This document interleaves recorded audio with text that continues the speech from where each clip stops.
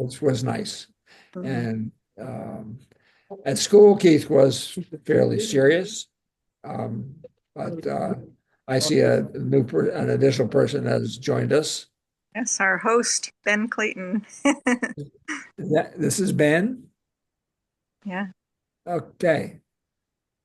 I haven't seen a Hi, picture of everyone. him. I don't know if you can hear me. Can you hear me? Yeah, I can everything's Yes, Joe, fine. Jay, I can hear and see you. Shayo, can you Yes. hear me? I can. Yeah. You can? Okay, cool. Oh, it's Ben. Let me show you the And room. Actually, I'm gonna try some technology twist here, but at least we got this going on. I am at the mic, and I'll show you the room and the folks that are here. You're at the People are where, still Ben? filing in. It's gonna take a few minutes before we get officially started. So hang okay. tight and visit. All right. Sounds like you are already. We are.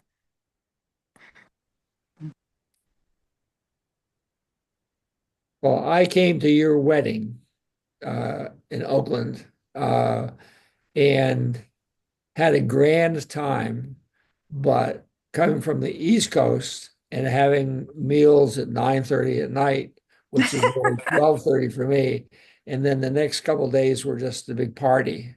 And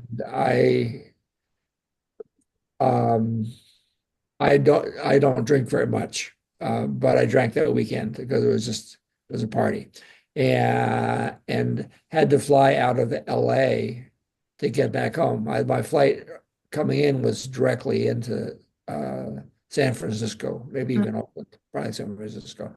But when I got to LA, I was exhausted, and I checked in and it was a huge room with a very low ceiling, had a very claustrophobic feeling to me. But I Mhm. was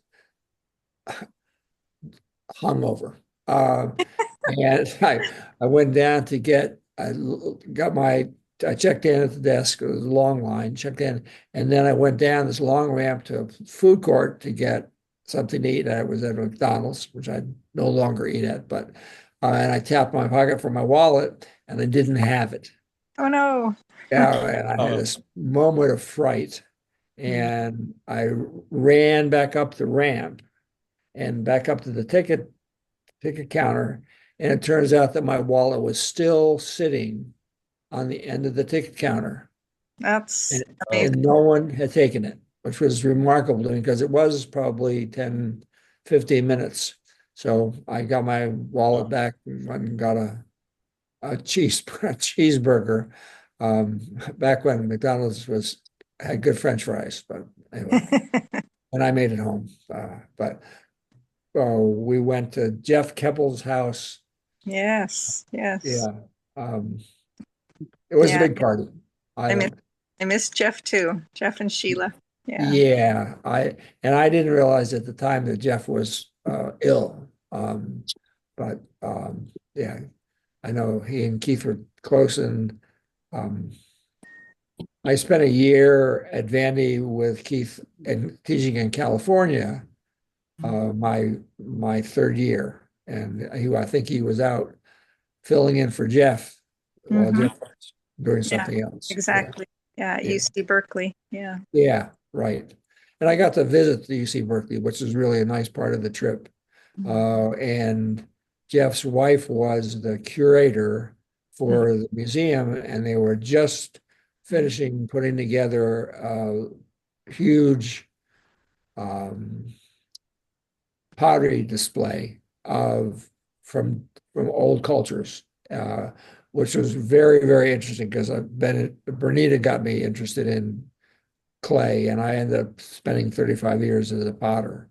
Oh, I know. And Yeah, yeah, that's right. Yeah. so it was really fun to see this.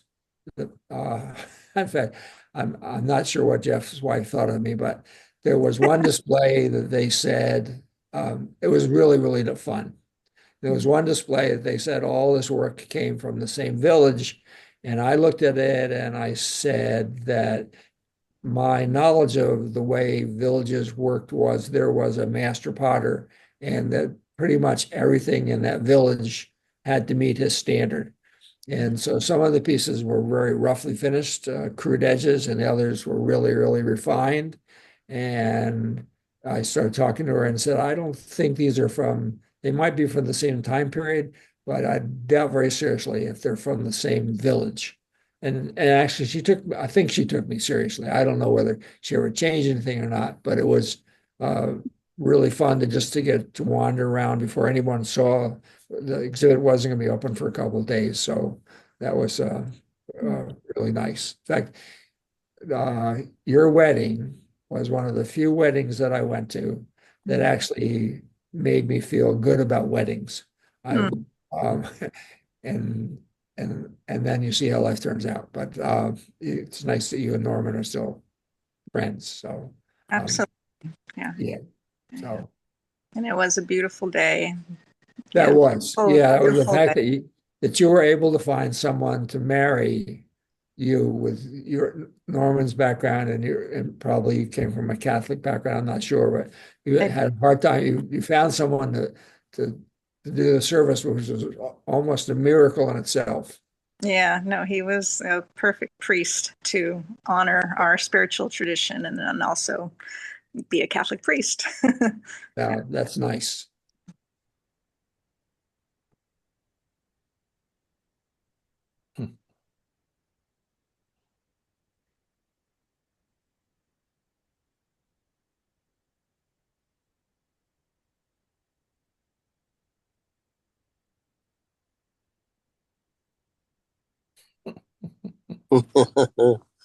I really like these photos.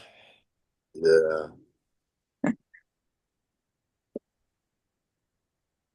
That's nice. I have not seen a lot of these, which is very nice to see.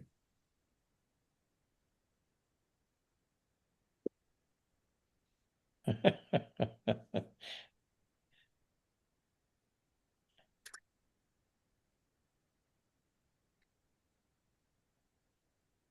remember when she had purple hair.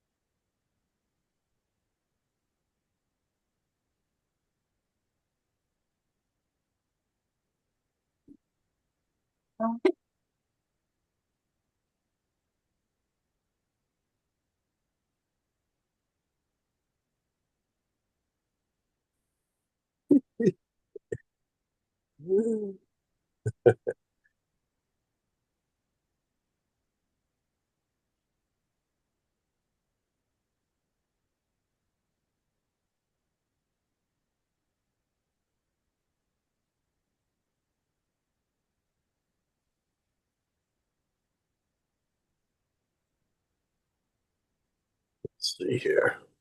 It's gonna cut off.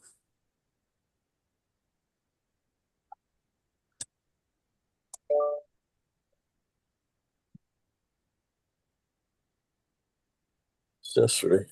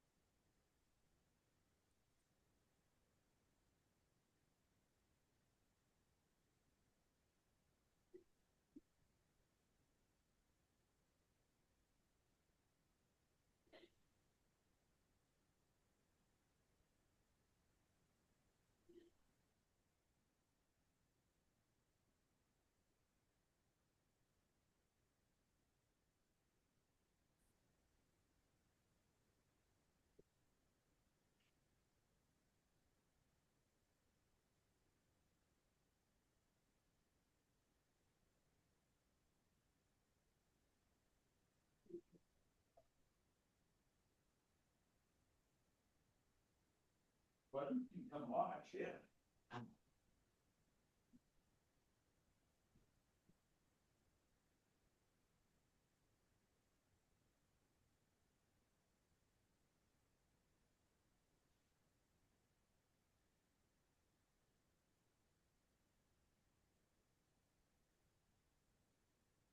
Small town, so. Hi, hon. Hi, you on? Yeah, I'm watching all the pictures. Oh, good. Fantastic. I'm excited. Yeah. Okay, you're on. All right, We later. saw your name come up on the screen here. Oh, did you? Okay. But you didn't put your face in there. No, I did not the way I look today. All All right, right. I love you. Love you too. Later. Bye.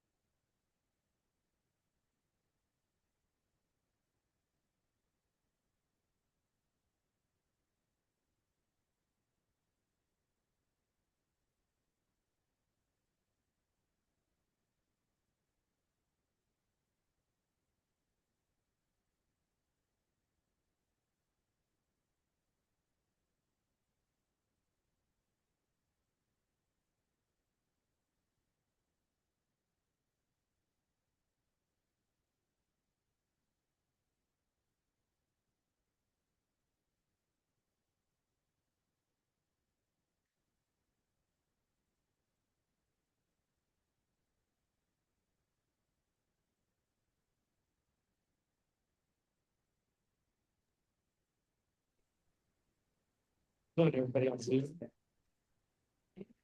I can't hear you on Zoom. Give me a thumbs up if you can hear me okay. Can you guys hear me on Zoom? Yes. Hmm? Yes. I'm early. Can you hear me? Yes, hi. Hi, Ben. It's Good nice morning. to, Hi, Joe.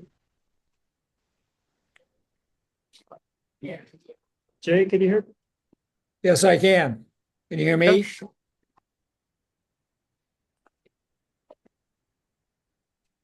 I'm going to close my door. Couple more technical issues. Stop sharing. Oh, Good to see you. See you. no, they were Shiloh, gonna do. can you hear me? Just ran off. Those Yeah, are really great photos, and I appreciate your having that nice collection. Okay. Really.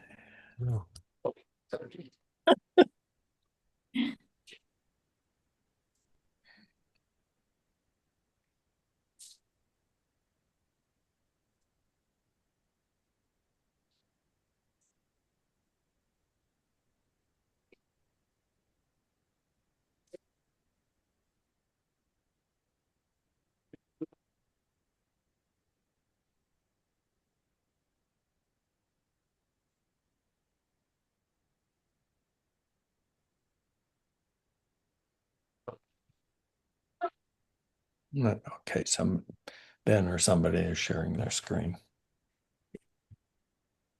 probably Ben. I think he's the host.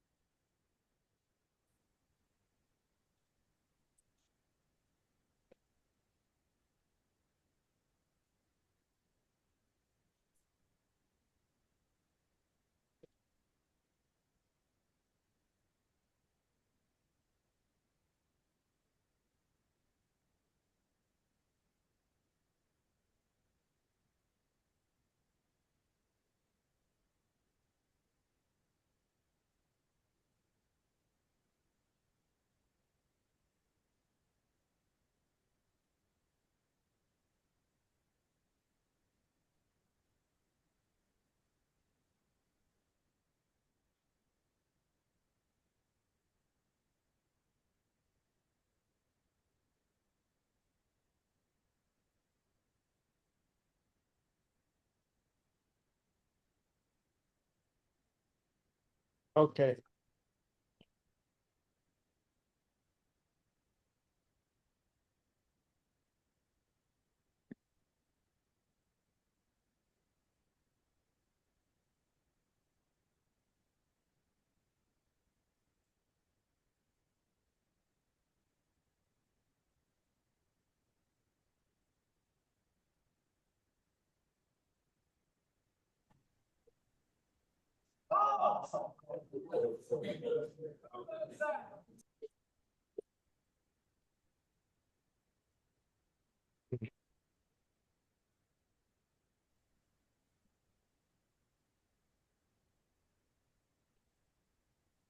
So Zoom doesn't like me to share video. I'm sharing on the Zoom, on a Zoom, sharing on the YouTube. So I'm gonna stop sharing you guys on Zoom. You're just gonna have to magical listening to you. I think you can hear it. So I can listen to that. Actually, I have another plan. There's always another plan.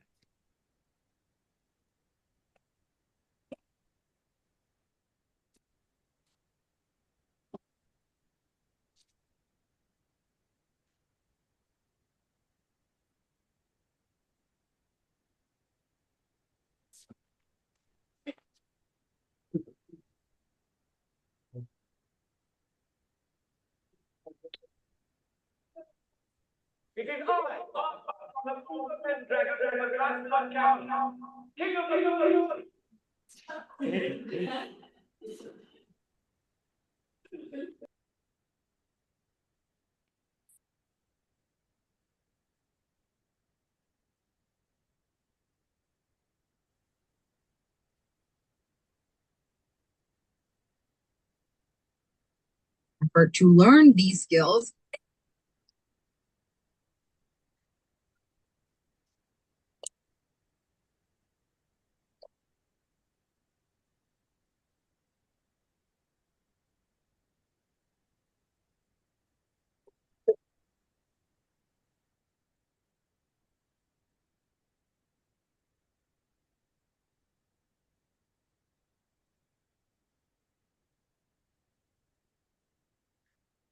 Hey, Ben, can you Yes, hear me, Ben? The only thing showing on my screen is Russell's iPhone. All right. All right. Let me see if I can fix that. I want to find out whether coconuts can fly. I think they're African swallows. Can you see this video? I can see it now, yes, much better. And I'll move my, This is fun. hello, Bernita.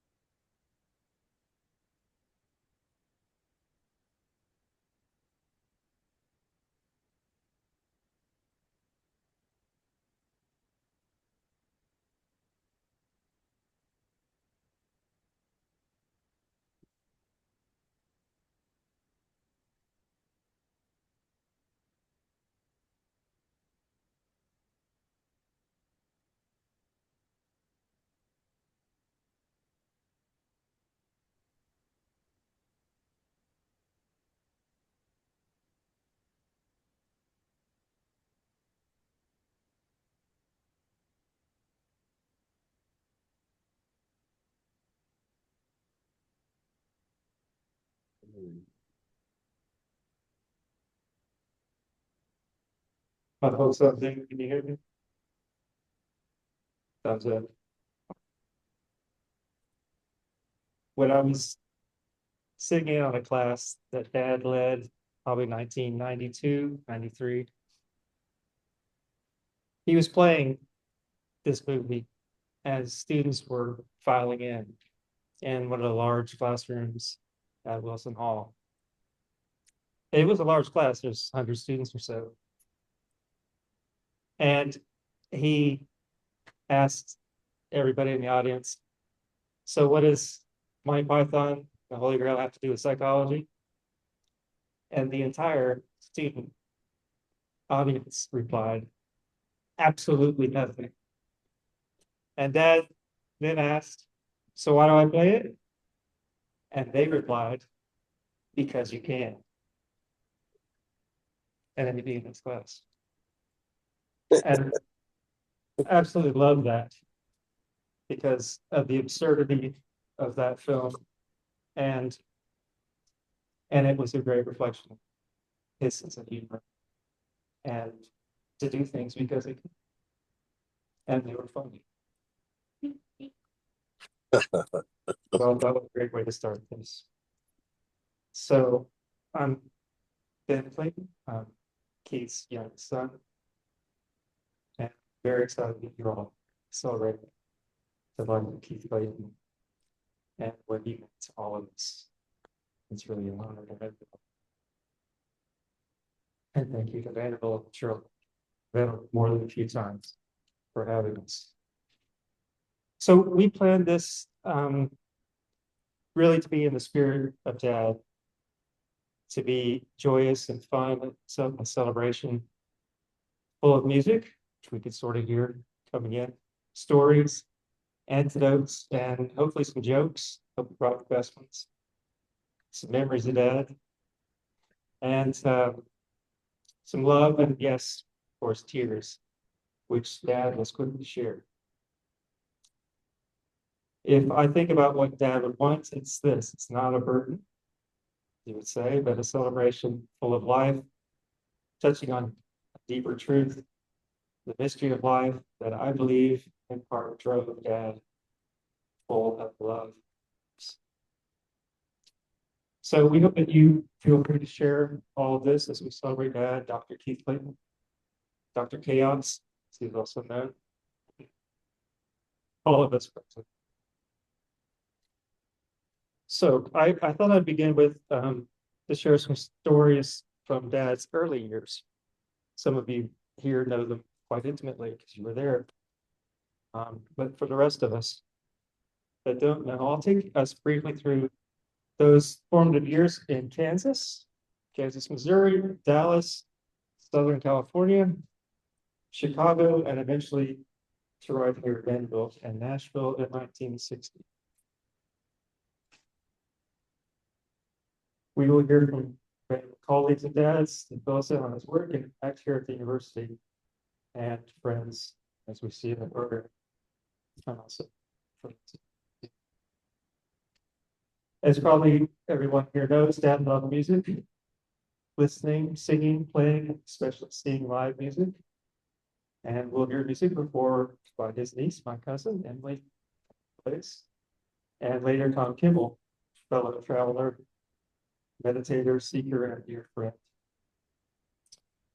Also, from other members of families, Keith's first son, my brother Norm, and daughter-in-law, Shan might say a word or two, and hopefully many of you will have plenty of time to share. So several of you, sure, if you'd like to say a few words, we'll take time and space for them. So let's get started. Dad was born in Coffeyville, Kansas in 1934. Coffeyville, who's heard of Coffeyville? If you've been there, it's a very small town, and it's still a very small town. His parents divorced when Dad was 10 years old, and Clifford, his father, my grandfather, remarried and joined the Navy during World War II. Served as an electrician. And Clifford, because Dad was injured and received early dismissal from the Navy, and he eventually started his own commercial electrician business.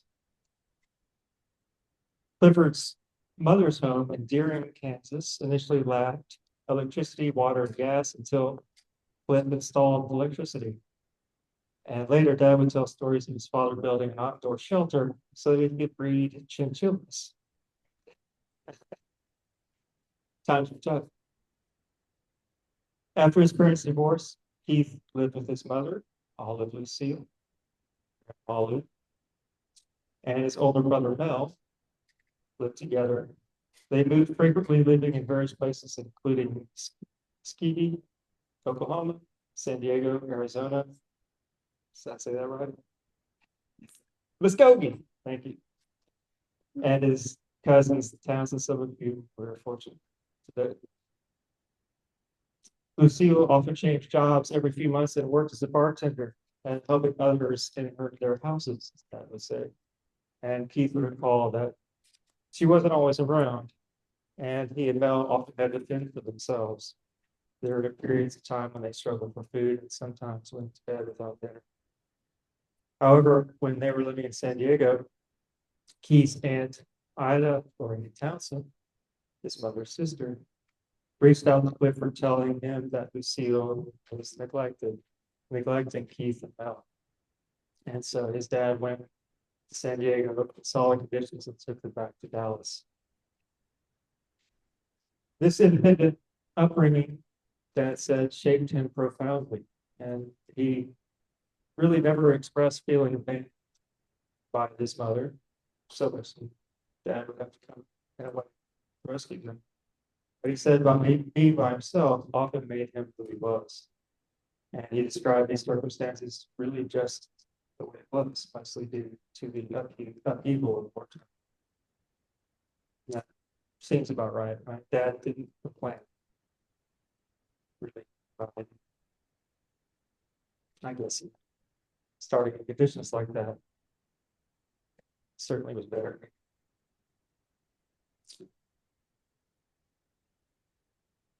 Years later, when Keith and Bernita, Norman, Elizabeth, her sister, were living in Berkeley for a sabbatical at UCal Berkeley, Dad got a call and found out that Lucille had a stroke, and they went up in Missouri, and she lived with Keith and Bernita for 8 years, eventually me. sharing a room with Elizabeth. She was quite young. So Dad never really held it against his mom. When Dad finished high school in 1952, Keith worked at a brick factory in Joplin, Missouri. He started by pulling hot baked bricks from the kiln, and Dad quickly advanced to mixing concrete and sand to make the bricks, which was considered a promotion because it allowed him to work on Saturdays. Somehow that's a promotion. And also, I suppose, because he wasn't pulling hot bricks. And he continued to advance quickly in the yards.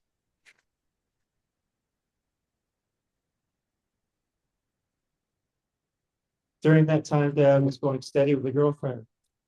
And he realized that he could settle into that life and marry her and continue working at the factory. However, Dad recognized that this path, quote unquote, wasn't enough for him. And he had bigger things in mind. And this realization, as he said, was a big turning point, a massive moment in his life. And he clearly saw he didn't want to live that kind of life, pulling hot bricks from the oven, and wanted something else, leading him to leave the factory in June of 1952 to pursue college. And he would become the first of his immediate family to go to college.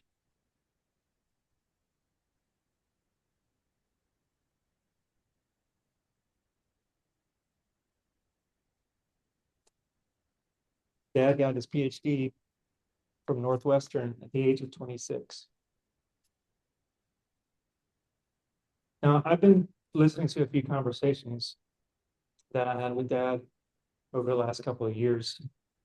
I wanted to start to capture and record like what his early life was like. So a lot of that was from him. But also what led him to study psychology and the mind and memory. But also eventually what led him to start studying nonlinear dynamics, chaos theory, and meditation, and so much more. And I'm recording these discussions knowing that I would want to go back and understand more as an archive, but once he was no longer with us, but also just so I can continue to reflect and understand him more. Not that he was ever holding back and share quite openly. But we recently talked about the advances in psychology and how the field had changed so much when he retired. And he was kind of in awe of how much it changed in the field. And he said it changed so much that he really didn't even have really the same language. Like he didn't know how to even have a conversation about it because the field had changed so much. He didn't know what kind of questions to ask. And what I've come to appreciate about that is that he was not only wanting to know what to ask so that he would know where the field is now and how it got there, which were, of course, important to him. But even more important, it seemed, when I heard him say in more than one occasion, there are questions to ask now, like, where's the field? How did it get here? Why did it get here? What questions are you asking to get here? Now, what are the questions to ask? Here we are now. What's next? And Dad seemed to lean into that. He loved the mystery. He loved to be in awe, to marvel at the universe, to not know, and how amazing it was that the universe was so big that perhaps we couldn't know. But that didn't mean he wouldn't try. His interests were wide. He experimented with many things, from math and engineering early, behavior, experimental psychology, perception, learning and memory, nonlinear dynamics and chaos theory, and applying this new science to understanding the universe and everything, specifically psychology, in a new, innovative ways that push the field forward, which I hope we hear about a little bit later. Of course, there was also music and art, dance, and so much more. And I believe he applied deep interest and curiosity to exploring consciousness itself. One thing that we loved to do together was to meditate. It seemed through meditation that Dad was able to touch the unknown and a truth of what really makes us human, who we really are beyond the mind. So while Dad was definitely an intellectual, academic, trying to understand the mind, he was also a seeker. He wanted to know, understand the truth in the mind. And I think that brought a level of humility to him, a humbleness and an openness of mind and heart. And that openness was a joy to be around. I believe that created possibility. Dad was open, and he loved it when people did the unexpected, the playful, the bold, when they expressed themselves, ourselves joyfully. We never saw him dance. It was definitely unexpected and joyful and playful and wonderful. But I have some footage of that, surely. Perhaps this is something we can take from the way he lived. He was inquisitive, curious. He wanted to know what there was to know so that he could know. And when he did that daily conversation, reading, meditation, he could reach that space of infinite mystery and love, marvel at it all, and say, wow.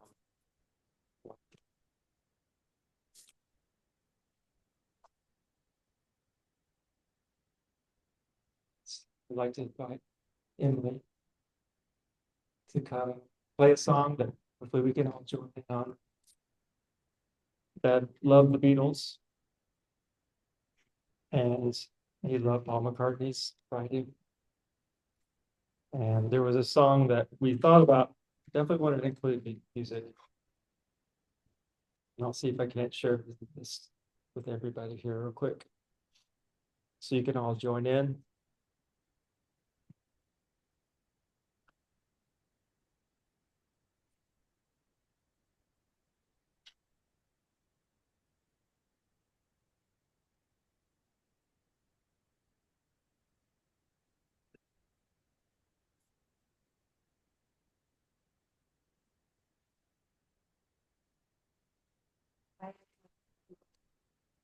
And I really love you all.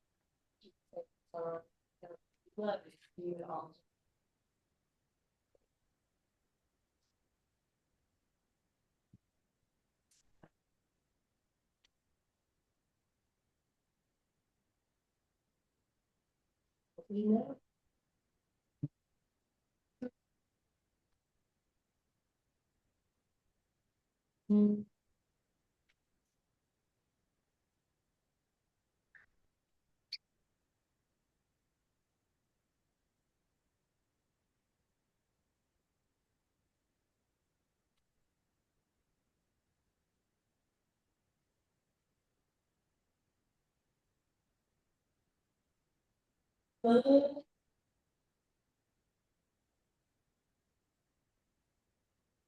All day long.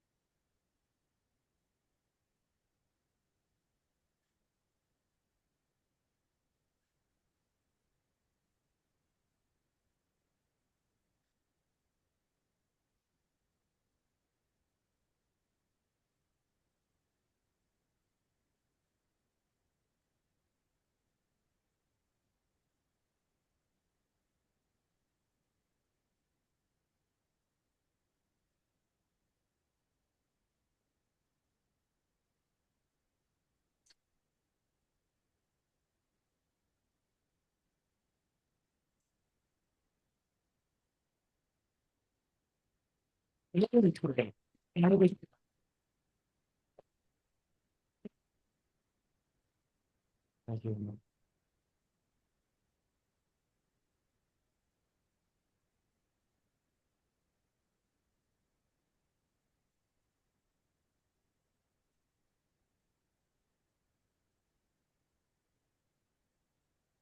I'd like to invite Thomas Murray up to say a few words.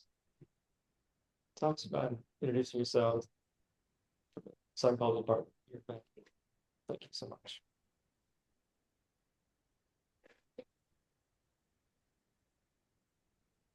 I'm Tom Palmieri. I'm the chair of the Department of Psychology, where Keith was a professor. I joined the department in 1995 as a brand new assistant professor. So like Keith, we both came straight out of graduate school and started. Keith, by then, obviously was a very senior faculty member, but he was in my area group. So we were both cognitive psychologists. We were in the cognitive area group. And he was someone I really turned to for some advice. I didn't get to overlap with Keith for very long as faculty, but probably more so than I think just about any other emeritus retired faculty member. I would see Keith in the building all the time. He came to talks regularly, and I really have fond memories of being at one of our brown bags or being at one of our colloquium talks, and I would feel a hand around my shoulder, and I always knew it was Keith. Like no one else would come up and do that except for Keith, and it always was such a pleasure to be able to see him and chat with him, kind of reminisce a little bit. I actually had a lot of discussions with Keith over the years, and actually more recently when I became chair, or leading up to being chair, about the history of the department that Keith had put a lot of time and effort into. And actually Randolph Blake, I think, is on the Zoom, is kind of picking up from where Keith left off in terms of trying to get all the materials that Keith put together about the history of the department, going back to its founding and up through his time as a professor. And it really is a service to the department to have not just the timelines and the information, but all the testimonials and recordings that he did with faculty who are now deceased about kind of what the early days of the department were like. I want to also add that our department is arguably one of the strongest departments at Vanderbilt and one of the strongest psychology departments in the country. And Keith really played, I think, an important role in terms of where the department ended up and the shape and the kind of concentration that it has. So Keith, cognitive science, which is kind of understanding kind of the mind, often from a mechanistic perspective, was a new thing when Keith was a new assistant professor. Right? That was something that came around in the 60s. And, thinking about, the mechanisms, like how does memory work? How does learning work? Right? What are the mental mechanisms that underlie that was just not something that really was part of mainstream psychology, at least in the United States. And Keith really kind of embraced that view of thinking about mechanisms. I think it was really important to him to think about, describing mental mechanisms, mathematically and computationally. And he was actually a founding member of a Society for Mathematical Psychology. And when Keith was clearing out his office, we were chatting, and I saw he had a big stack of the journals from that society, which I'm trained as a mathematical psychologist. I published in that journal, and it was fantastic that he said, "Hey, do you want to take some of these?" And I said, "Well, can I just take the first issue of the journal?" It had Keith's stamp on it, and I still had that sitting in my office, and I'll just always treasure it, that it came from him, and that he was really someone who kind of saw the vision of the importance of what I was trained in and what I think is really important for understanding how the mind works and how the brain works. Keith, when I was, I obviously, again, I didn't overlap much with Keith, but I talked with a bunch of faculty over the past, months, getting their reflections of what kind of Keith's contributions. And, some of the stories I was told was that he really pushed that if the department wanted to be, relevant kind of going forward, that it really needed to kind of take a cognitive perspective, which means thinking about, mechanisms, thinking about the mind, later the brain. And, we really are where we are now. I mean, when Keith started, I think Vanderbilt was a really good regional university. Now it's one of the top research universities in the country, let alone the world. And I think Keith really played an important role in kind of shaping where the department ended up and the stature that it has today. One of the things, I know maybe some other people have some things to say, but when I was asking people for the reflections on kind of Keith as a colleague, Keith as a member of the department, was how important he was as a mentor. Several of the colleagues who are more senior than I am were junior faculty when Keith was there, and he said how important Keith was. He was their primary mentor, chief mentor, the most important mentor in terms of reading and giving advice and giving direction for how people would start their careers. And even for me, being an assistant professor is hard. Getting that, trying to get through the tenure process is one of the most difficult things as a beginning assistant professor. And when I was starting out, there were several junior faculty who were denied tenure. And that was a really stressful thing. And sometimes it's challenging to have discussions with senior faculty. Like, what happened? What can I do? What can I learn from this? What direction should I take? And, Keith was one of the few that I really felt like I could have a frank conversation with. And he really helped me kind of guide, through that process. So I, was able to just do my work and not be so stressed about the misfortunes that other colleagues had experienced. Just a few kind of personal notes. I came as a brand new assistant professor, straight out of being an undergraduate, suffering from terrible, syndrome of not feeling like I belong, like who was I, being essentially a graduate student one day and a faculty member another day. And Keith, Bill and Dottie Call, John Koss were some senior colleagues who, really, provided, some things that we could do outside of work. So I remember going on bike rides with Bill and Dottie, Randolph sometimes, Joe Bekarowski and Keith, riding the beautiful countryside south of Nashville. And, just having those kind of Saturdays and, the patience that Bill and Dottie and Keith would have, that because I always showed up about 15, 20, 25 minutes late, and they 30 minutes, 35 minutes. We didn't have cell phones, so, and it was just fantastic to be able to, to do that. Keith also was a member of the psychology psychos softball team. He pitched until he was 70 years old. I think one thing about the bike rides was, I was in my early 30s. Keith was in his mid 60s. And it was sometimes a bit of a struggle to keep up with him, especially going up the hills south of Nashville. So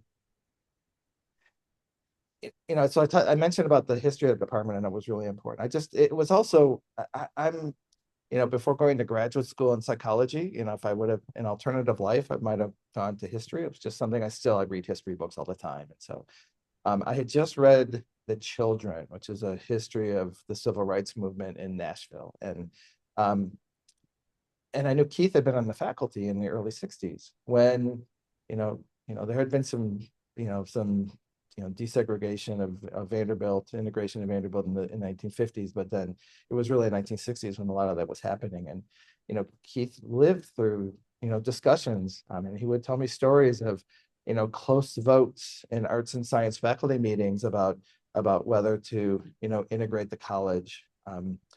And he also there were restaurants in Nashville that he would never eat at. I mean, he would tell me he never ate the Pancake Pantry because of its history, and his children kind of, it's like that was, he still to this, throughout his life, he still wouldn't eat at certain restaurants in Nashville because of those historic notes. So Keith is going to be missed. I mean, he really, I think I mentioned to someone, kind of just seeing his smiling face, and that really, it was really, I could tell he was starting to slow down when I, no longer saw him in the building during talks. And, it was something that I really missed, and he's going to be missed in the department, but he really was a foundational figure. And, welcome you all here, and I'm glad we were able to have it on campus. So thank you.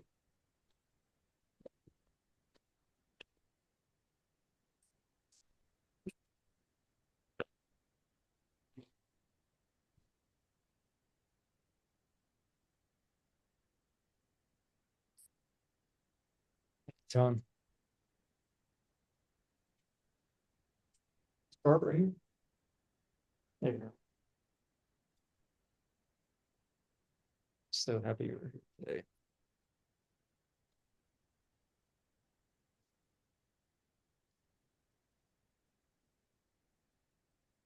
Hello, I'm Barbara Bruins Frey, and I'm Keith's last student. And I had the benefit of last PhD student, I should say. And I'm probably the only student who got a degree studying nonlinear dynamical systems and psychology with him. I had the benefit of him being at the end of his career because he had a lot of wisdom. I experienced him being very open and answering lots of questions, and it sounds like it was his lifelong he did that. But I would ask weird questions, and he would answer them. And I also had the experience of learning about restaurants that he avoided because of the civil rights, and it actually showed the integrity, and it really made me proud that he was my mentor. I was going to make a joke about, we need to have, Dirty Rotten Scoundrels playing, because that's my first experience TAing with him. That was the movie playing when I came in. And, he was doing that in our, experimental methods class. And that was before I was his PhD student. So my first experience was, of his humor and him kind of making the class enjoyable for students to come and learn and feel engaged. He would also do things where he would change dialects, well, especially the big lecture halls, they can get tedious to be there. Experimental methods are very engaging, so once the class starts, students, you don't need to do so many things, but in the large lecture hall, learning a memory or something, he would wander throughout the class, and this is a large 100 or more people. He'd wander around the aisles and he'd change dialects. He'd go quiet or go loud. He was very theatrical with his voice, which was great. And students loved his classes. They come back and talk about how much they influenced him. So he had a lot of impact on people who just maybe met briefly, and then people he had a long-term influence on. As a TA, he didn't just treat me as someone that's grading and doing all this work for him. He actually would spent a lot of time with me teaching how to write test items, how to put together a lab assignment, and I got to practice lecturing, and he gave me feedback on it. He was a mentor, even before I was a student. He was always in that role, trying to educate and up people. As a student, he challenged me. Nonlinear dynamics was a really hard thing to study, and it was bleeding edge at the time. It's still very bleeding edge and current, and so it's a really, even at the time that I was studying it with him, it was still a very hard thing to get your head around, because most of our research methods were very Bayesian, and each event is independent. And nonlinear dynamics, kind of challenges all that thinking. So it really took different ways to analyze the data and different ways of thinking about behavior in the mind. And now we see nonlinear dynamical systems are ubiquitous all over in different systems, and are being applied in all elements of science. But I also learned a lot about editing and writing. We go through iterations of papers, and I feel like I'm a fantastic editor because I learned so much from him that way. On a personal side, we also, beyond my education and professional training, we spent a lot of time together. So when we go to conferences, we go out to a restaurant which was fancier than we would normally go to, and frequently my husband Lewis would be with us. And so we'd be going to some lovely restaurant, and he wasn't just about the food, but it was also the experience of that restaurant. We'd come in and talk about the aroma and the smells. So the whole meal was an experience. It kind of turned us a little bit into foodies. And but it wasn't just that, it was like little things like, Lewis learned how to drink cognac. I'm not really into cognac, but we talked, one of our events, he had, we did cognac, or we got a chocolate dessert and ordered a Tawny's. It's the first time I ever had Tawny's. And so it was really, incredible on professionally as a mentor, but also just life skills and life and learning to live life fully and broadly. The great performances were another thing that he introduced us to. I think one of our first performances, I don't know if the cause were unable to attend, but he had 2 tickets for us, and he brought us to one which was a modern dance, a Brazilian troupe, I think Grupo Corpo out of Brazil, and they were dancing to Philip Glass. And I have never, before that point, I'd never seen modern dance. And it was such an incredible experience that after that, Lewis and I kind of regularly went to the great performances. It's a wonderful gift that Vanderbilt offers its students and faculty and community. But, even today, like, we'll be doing maybe stretching some, we might bobble our heads, and it reminds us of that dance troupe. There's little things like that, it reminds us of Keith and all the different things he introduced us to. Back to the questions, I could ask him, weird things, or ask him about, being a professor, and, what is, like early days, and, he'd have little, recommendations on, he said, and he talked about regrets. He was honest about, early in his faculty, he talked about getting in an email battle with someone. He said, well, it's better to actually go talk to people rather than let it blow up in email. So he had little kind of hints and recommendations to kind of give us wisdom. Also, other life enriching things. Again, the biking influenced us. We are now become bikers. I was always admiring, we house sat for the cause when they went biking in Europe, I think Germany, and for a couple months, and we were house sitting, and we always kind of left us kind of longing and admiring and wanting to do that. One of these days we will. So anyway, so the bottom line is Keith, as we see, has enriched so many lives, even if it's a brief contact or a long relationship. He's been inspiring and I think lead people to be better people and live fuller lives. And I want to thank the family, Ben, and all the family and friends here for inviting us to participate, celebrate Keith. Thank you.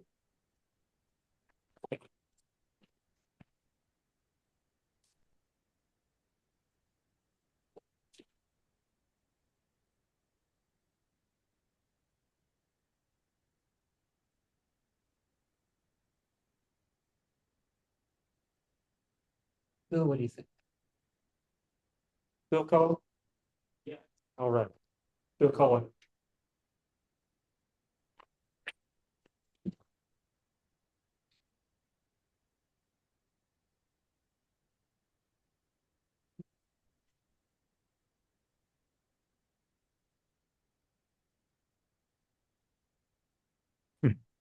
I'm Bill Call. Keith and I were buddies for 55 years. I'll bet most of you have drifted in and out of his life, but I was there every day, 55. In 1969, I came down to interview for a job at Vanderbilt.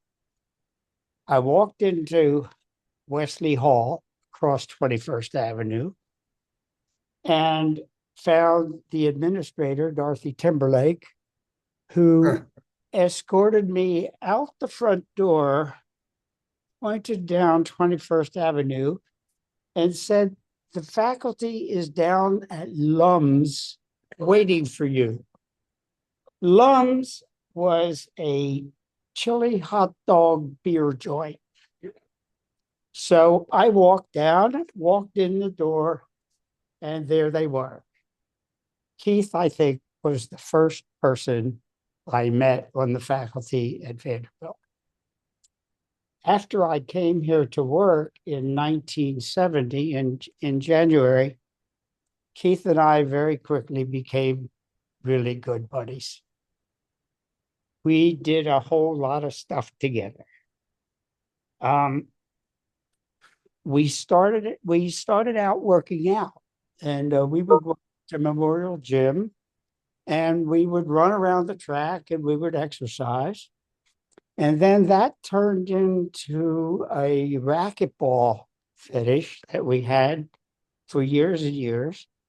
In fact, when I was director of undergraduate training, I had this little calendar book on my desk that I would write down when I had appointments and so forth. And that book was open to my secretary, Pat Burns, to also just, when I was out of the office, she would make appointments for me and add in the book.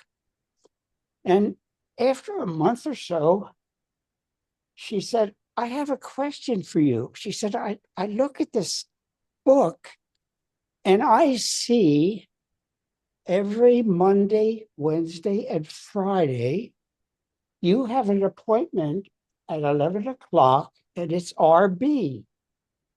She said, do you meet with Richard Blanton, who was a clinical psychologist for the state? Do you meet with Richard 3 times a week? And I said, no. RB stands for racquetball. So Keith and I indeed built our schedule years and years around meeting each other for fun. Our department was pretty young at that time. Keith and Bernita had 3 kids. Dottie and I had 2 kids. And my rough count is that there were about 13 others, John Tapp being one of them. And we used to do crazy things. We had a Christmas party at Bob and Jean Fox's every year with all these kids running around. We decorate the Christmas tree. Santa would arrive, and year after year, we destroyed the Fox home. Why they ever invited us back, I don't have any idea. The other thing we did was get together at 4th of July. And we would have a party at somebody's house. And I think John Cos provided fireworks most of the time. And we would blow these fireworks off in our neighborhoods. Now, that party didn't stay at the same place. That party rotated to different houses, I think trying to stay one step ahead of the police.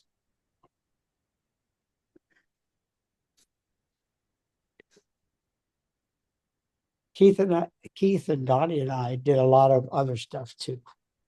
We went to lectures all the time. We went to concerts all the time. We shared meals. We did all kinds of stuff. Somebody mentioned biking. We've done a bunch of biking, camping, all kinds of good things with Keith. This continued after his retirement in 1998. We just kept at it and we did stuff. I think Keith really enjoyed Dottie's cooking because he would come to our place fairly often. We would always send him home with a tray of goodies, and we enjoyed it equally well. On Sunday, December 15th of this last year, I went down to where Keith lived, and in the afternoon, and we had a wonderful visit.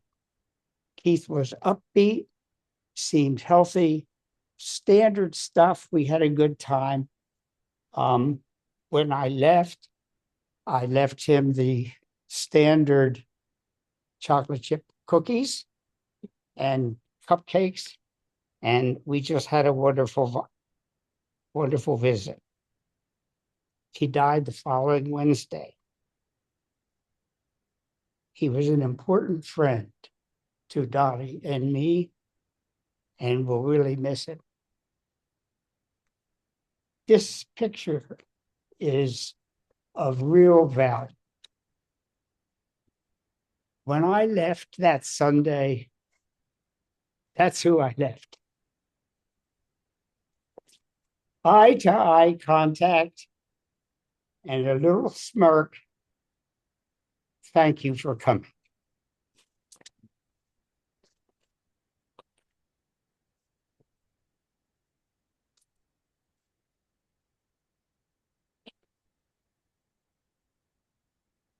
Thank you, Bill.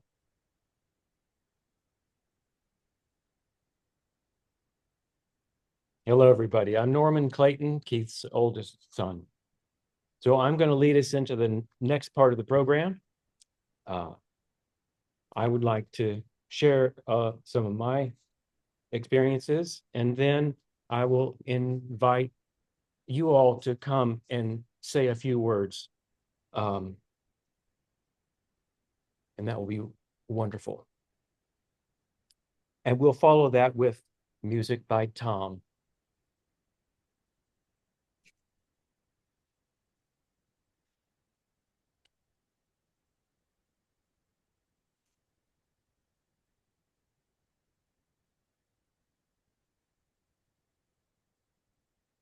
I am alive.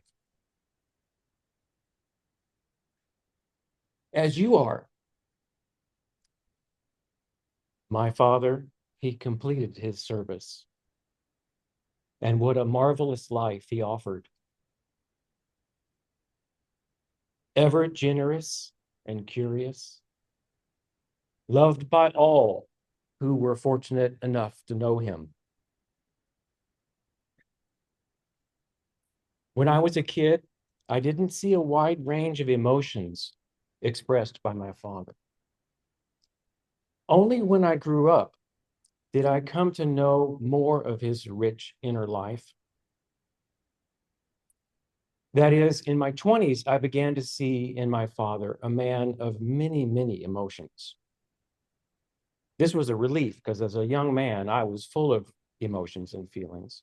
Sometimes Dad was just shy to share all the range of his emotions. But that didn't mean that he didn't have a heart full, as most of you know. I remember being present with his father, Clifford Clayton, when Cliff was close to death.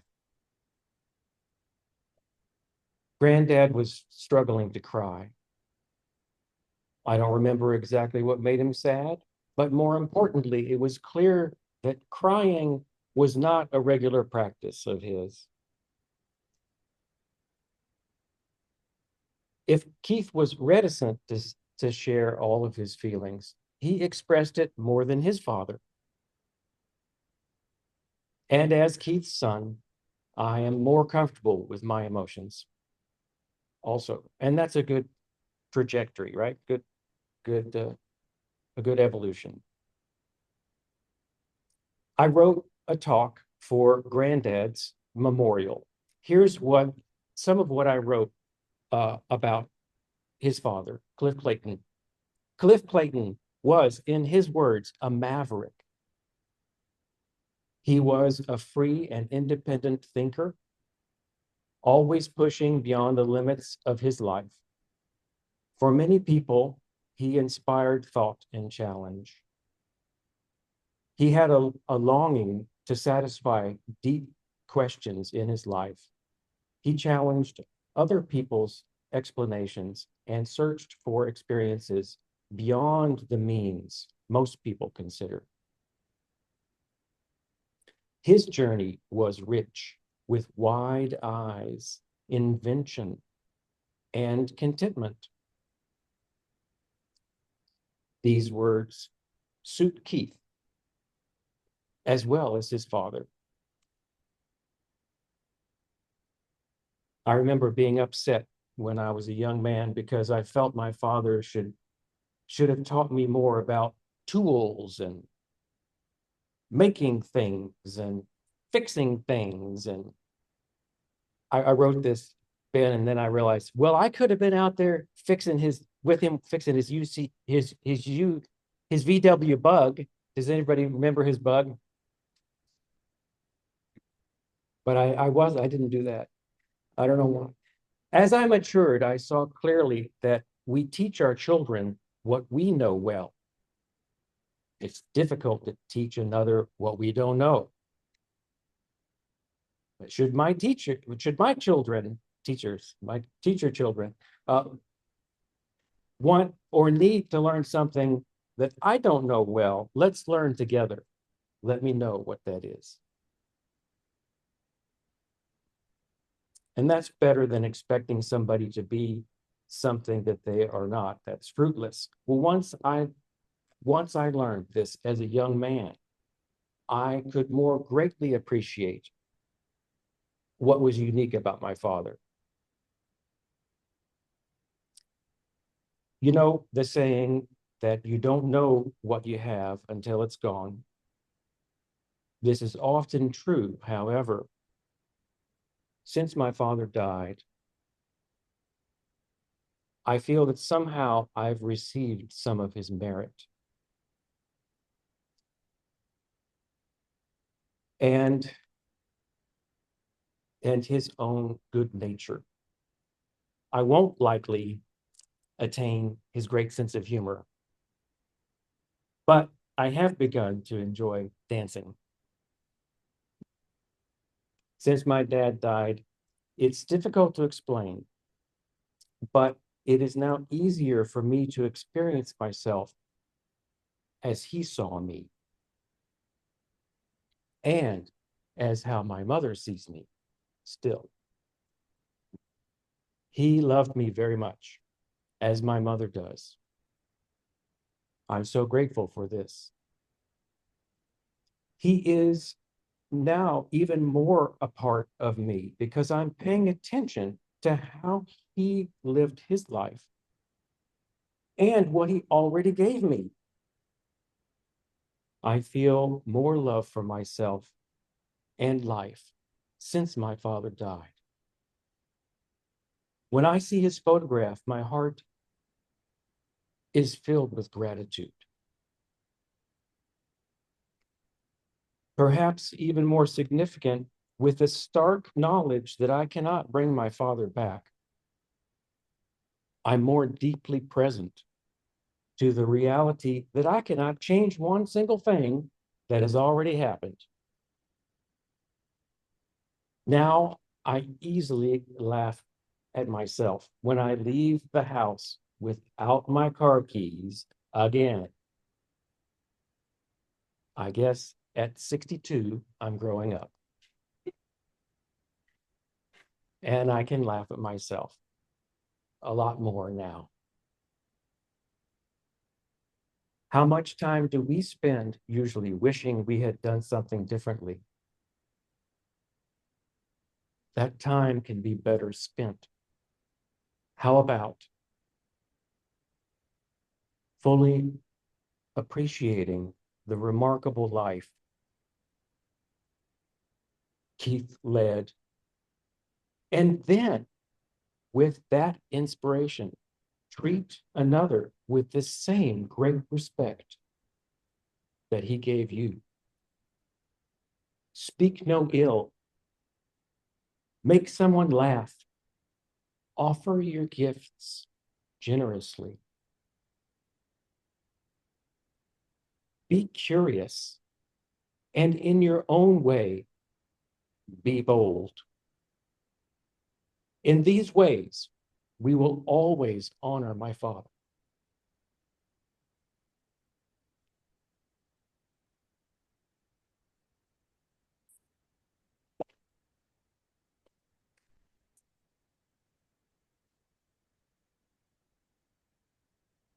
Thank you. I want to read two statements that were given to me to pass on to you all in this now section of open sharing.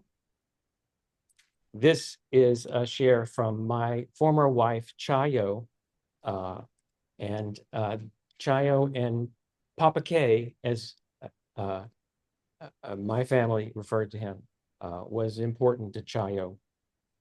Here's what Chayo wants to share. Papa K was my path father. I dreamt that. The message was loud and clear and needed no interpreting.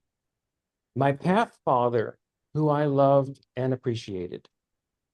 Path father means to me that I had a father-in-law with whom I could walk the spiritual path. We could have conversations about our meditation and healing experiences and our own processes of becoming more fully established in our hearts. All this sharing that I couldn't expect to have with my father or family of origin without being mercilessly teased. Soon after we received the news of Papa K's passing, I did what I do. I prayed, tuning into the soul's journey from earth to the higher dimensions, and assist as needed. As I started chanting the Maha Matrunjaya mantra, I felt him strong and expansive, deeply loving and peaceful. I knew our beloved Guru Mai had him in her heart. He experienced so many blessings in his life and in his passing and his transition.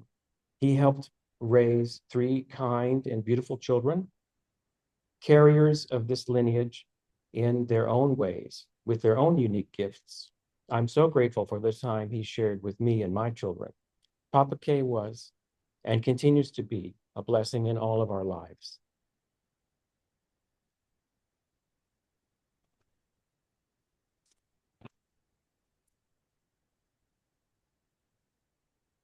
Okay, so who wants to talk? Who wants to say something? Please. And so as you come forward, please introduce yourselves, and that would be helpful.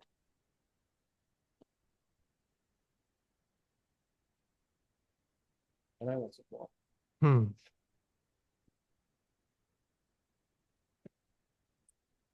Wow, it's great to be here and see you guys, and welcome to Vanderbilt. I spent my life here.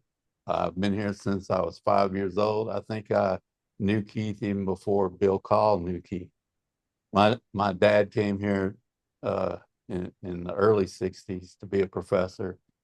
Immediately, Keith and Bernita and my mom and dad became best friends. And it's hard not to cry at these things, but he everything that everybody said is true. He was so calm. He was so easy to get along with. He cared about everybody he talked to. He didn't, to emphasize what they were saying, he wasn't emotional. I never saw him mad. Never saw him upset at all. He was always listening. He was always there for you. He was easily your best friend, and you felt it. We would walk on campus. We would have lunch together. I'd play golf with him. I'm really going to miss him. I just want to say for the Taps, and you see pictures of my mom, that they would hang out a lot together in their later years, and they had a great time. She always looked forward to seeing him whenever they would do things, the jazz workshop and so on. We all went to the jazz workshop. We all were involved in that. And I just wanted to say that I'll miss him, and I really appreciate his life, and I hope that I can be more like him.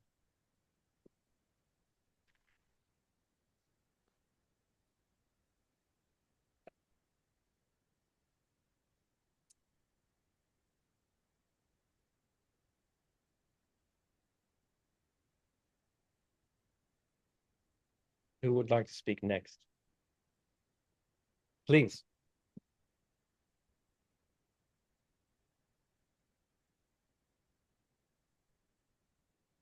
Hi, John Tapp.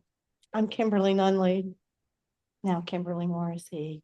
I'm also from the 60s children who went from house to house to party and had the sparklers. And I was telling Ben and Norman how fun those times were and how the department, they were really close knit, and they always had a lot of fun together, and there was always 2 big bottles of wine, 1 Chablis and 1 Burgundy, and lots of beer.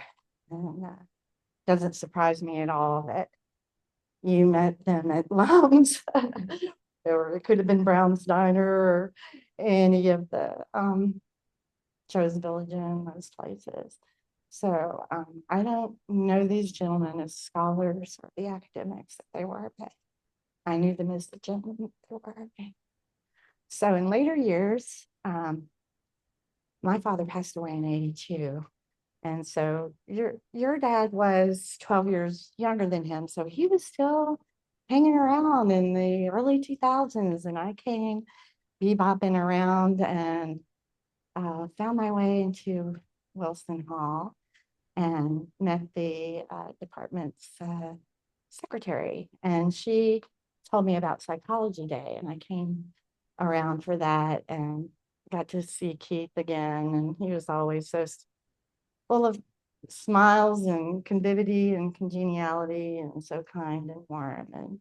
And that smile of his is what I'll most remember. And then when my daughter was in school, she wanted to know all about her grandfather. And she is the only person in our family to probably read his books. And she wanted to talk to Keith about what she was studying in school. And he was very generous with his time with her and gave her information, people to follow up with, learn more about what was happening with psychometric theory and the things that my dad was working with in the early days. And so there was Wesley Hall across from the library. Is now a parking lot, had the great big columns, and there was a pool inside of that. Do you remember that? That as young kids, we would get to go swimming in. But, and then I guess it was in 2018, Keith attended my brother Scott's wedding, and it was so great to see him there too. So it's sad to see him go because he's the last of that era, you know. And seeing you with your little hat, it reminds me so much of the hats they would wear in the 60s. And, you know, there is so much part of them that is in us now, and that we pass on to our kids. And that's the takeaway I have here. I feel like they're still with us. And I wish I could tell you that there's going to be a day that goes by that you won't miss them. Every day you will. But you will have him with you. Thank you for having my family here and my brothers, Scott, Russell, and Jeff Nunley. Very honored to help celebrate his remarkable life.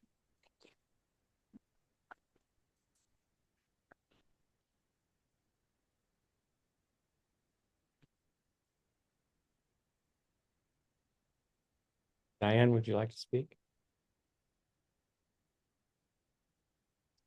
Oh, really? Okay. Well, my name is Diane Scher, and I'm a longtime friend of Norman's and actually Bernita as well. And I actually met Keith just a short time ago. My father and mother moved into Clarendale, and my father went to the men's group there on the second day that we were there. And of course, we met Keith. I had no idea he was related, but I just met this wonderful, wonderful man who interacted with my dad so freely and generously and brought a smile. And it was just so wonderful. And we'd see him every day and we'd eat with him. And he'd always say, wow, wonderful. He just was always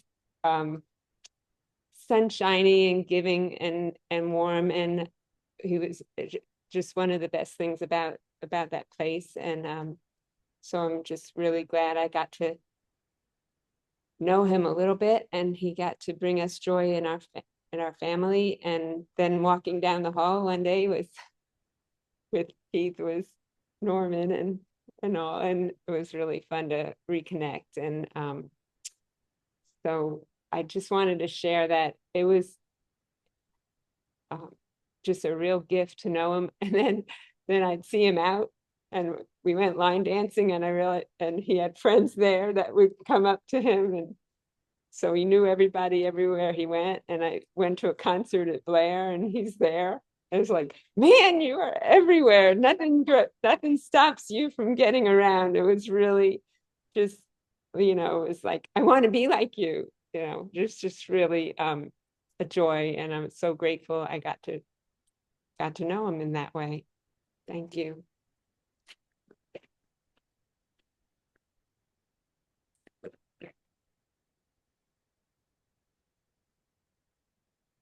Randolph, I see you have your hand raised. Let's see if we can unmute myself. Thank There we you. go. Yeah, I'll be brief. And it's just been touching to hear what everybody has said, and it's so easy to identify with the comments that they made. I'm Randolph Blake, AKA Randy, for most of the people probably in the audience. I want to thank the family for arranging this. It's a pleasure to be able to attend without having to drive 500 miles to get there, but I feel like we're there. Elaine and I are here, we're there in spirit. And I'll just say a few words about Keith. As many of you know, I was a graduate student at Vanderbilt in the late 60s, early 70s, when Keith was on faculty. And I remember when I came to visit, he really stood out as a strong personality, somebody who had a sense of authority, but it was unaccompanied by hubris. And I was good friends with several of his graduate students, including Jay Brophy, who is in the audience. And to a person, they always praised him as in his mentoring style, as being very supportive and also providing valuable friendship. And over the 4 years that I was there as a graduate student, Keith and I established a friendship. When I returned to Vanderbilt in the late 1980s to become chair of the department, Keith was the person that I turned to for perspective about the department at that time. As Tom Palmieri mentioned, Keith was the unofficial departmental historian. And so he knew a lot about how the department had gotten to where it was at that particular juncture in its history. But Keith also served as a beacon of inspiration to the department, and certainly to me, as it strived to stay abreast, the department strived to stay abreast of the emerging field of study in cognitive science and in neuroscience. And I think one of the reasons that his beacon helped so much was that Keith enjoyed an unqualified respect from all of our faculty because he was, one, very smart, scholarly, he was open-minded, and he was really just a delightful person to be around. And was also that, coming back to Vanderbilt, is when Elaine, my wife, and I had the privilege of building a strong personal relationship with Keith. We always enjoyed being with him and the others who formed a family-like social network, and you've heard a good bit about that. Keith was able to be serious when it was time to be serious, and he was able to let his hair down when it was time to do that. And he did both of those very, very well. It was abundantly clear to Keith's friends that he deeply loved his children and was devoted to their well-being. And I think some of the qualities that made Keith a great faculty colleague were probably some of the ones that made him a great parent and grandparent. So anyway, Elaine and I just want to thank our lucky stars that we found our way into Keith's life. And it's now with respect and affection that we say goodbye to his physical presence, and we promise to cherish our memories of him as long as we live. Thank you.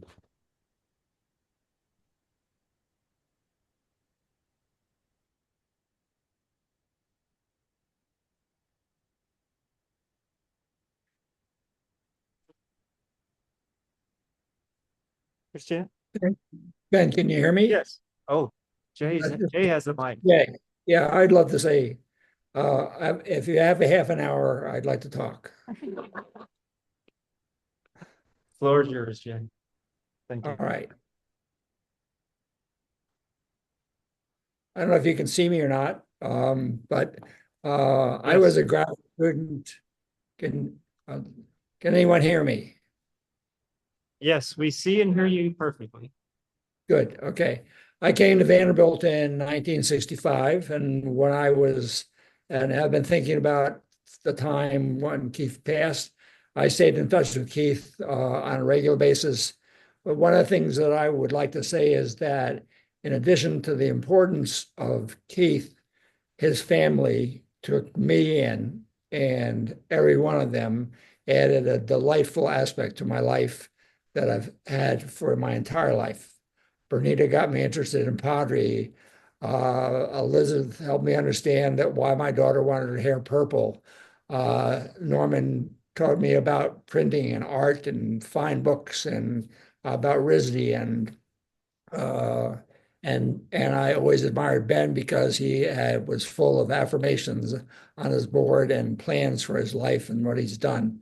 So the his family was we lived at their house when they went off someplace. Keith said, "I'm going to Stanford. Here are the keys to the house, and I'll be back in a year." That and anyway, and all the time that I was a student of Keith's, he never said an unkind thing to me. And when I think about him, I think about a Bob Dylan song, which was Blood on the Tracks. And that is, she said, "Come on in, I'll give you comfort from the storm." And that's what Keith was like. He took he took someone who was a horrible writer, and a bit at a time, he said, "When you get to the end of this paragraph, don't surprise the reader. Let them know where you're going." And Bruce Masterton was a faculty member at the time when I was there, along with Randy. And in fact, I remember wandering around campus with Randy and several of our colleagues, and it's good to see you, Randy. Uh, and I've been impressed by what you've achieved. I always knew you were smart, but as my brother said, I didn't know you were that smart. But anyway, uh, I have you guys, the Clayton family, will be on my mind for the rest of my time. My daughter is now at a Zen retreat in California, and one of the things that they are talking about there is an open heart and an open mind, and Keith and an open hand. And Keith had all of those. He could laugh. He was uh, loved a joke. There was a reference to a bar down the street from from Wesley Hall. When I was there, it was called Harper's, and they had a C health rating that they proudly had on the door. And a lot of my graduate training was at Harper's, where Bob Fox and Keith's friends went down and had a beer after the day, and they they included the graduate students, and it was really like a very informal seminar where you got educated. And I learned as much there as I did in the laboratory at Learned Hall or in the classroom at Wesley Hall. But I have to give my appreciation to the whole Clayton clan. You are a wonderful, wonderful giving group. And I'm thankful for that. Thanks.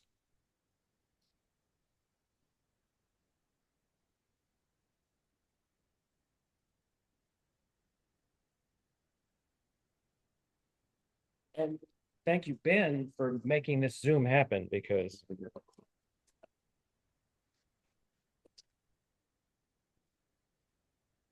my youngest son said he'd like to say a word. Diego?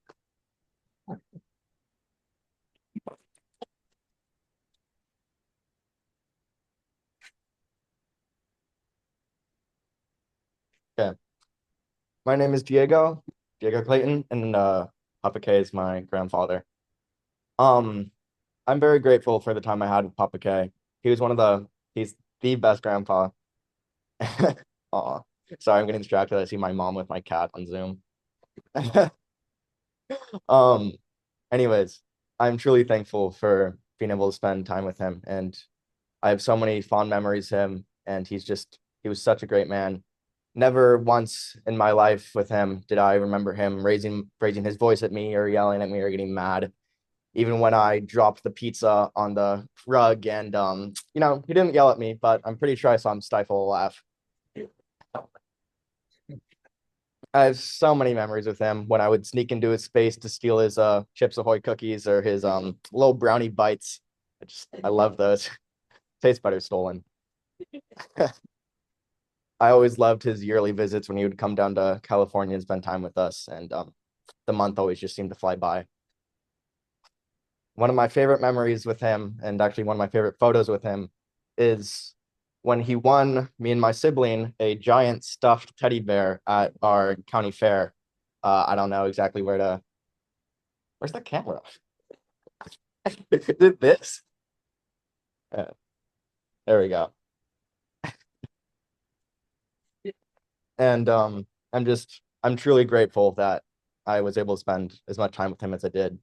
Even though of course, I didn't see him as often as I would have liked. I'm just truly grateful to have a grandpa as amazing as him, and may he rest well.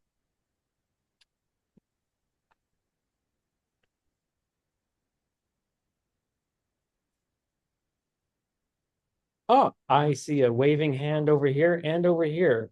So I saw this hand first, and then Christiane. Watch your cord there.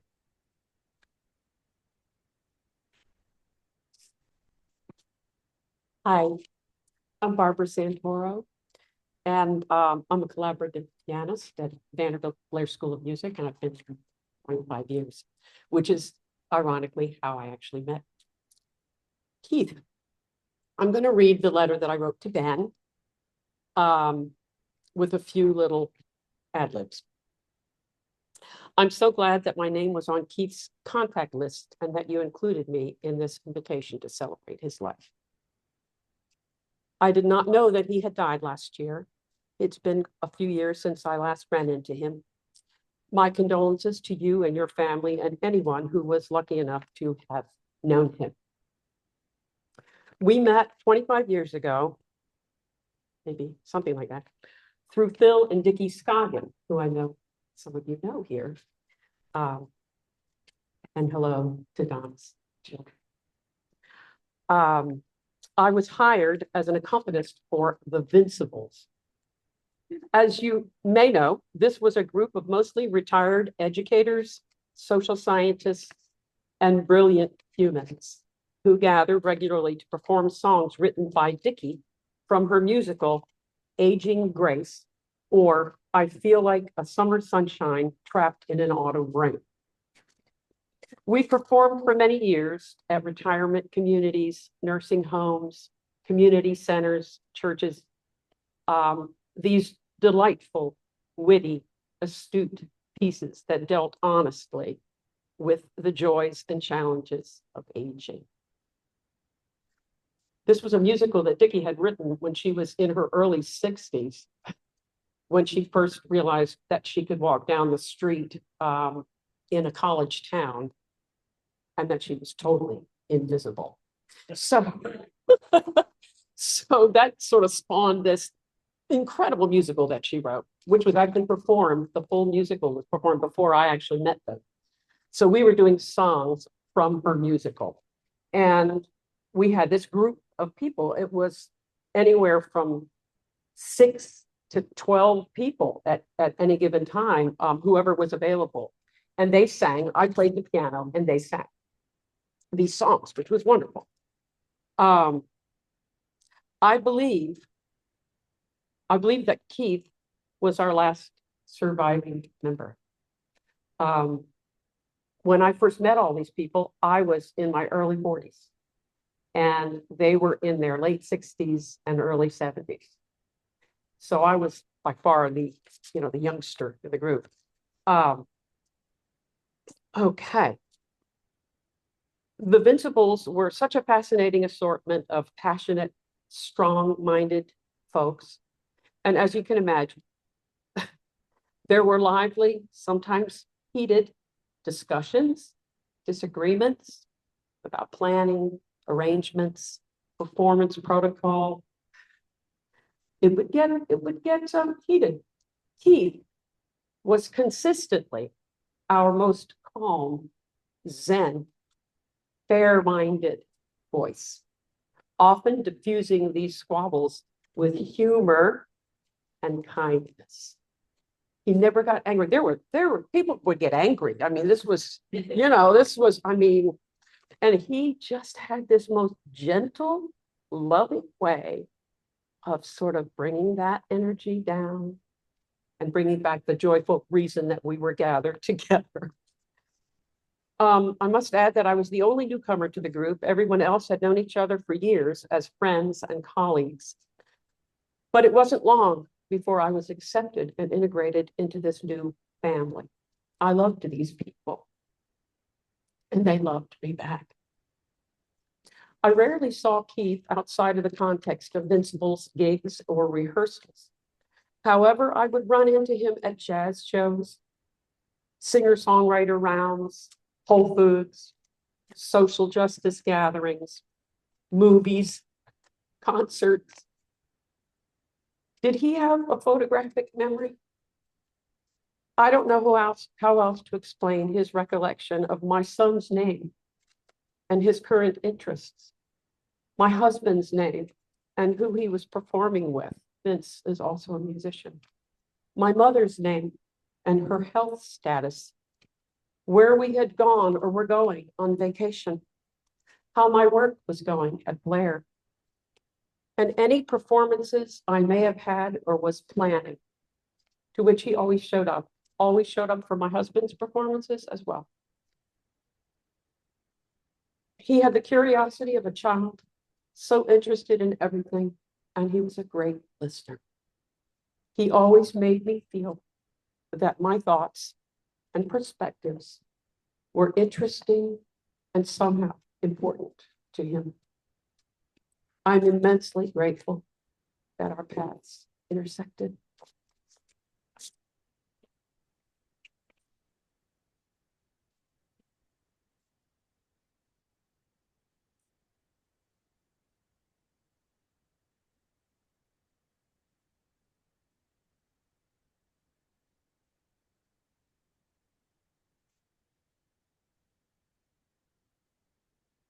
Hello, everyone. My name's Christiane.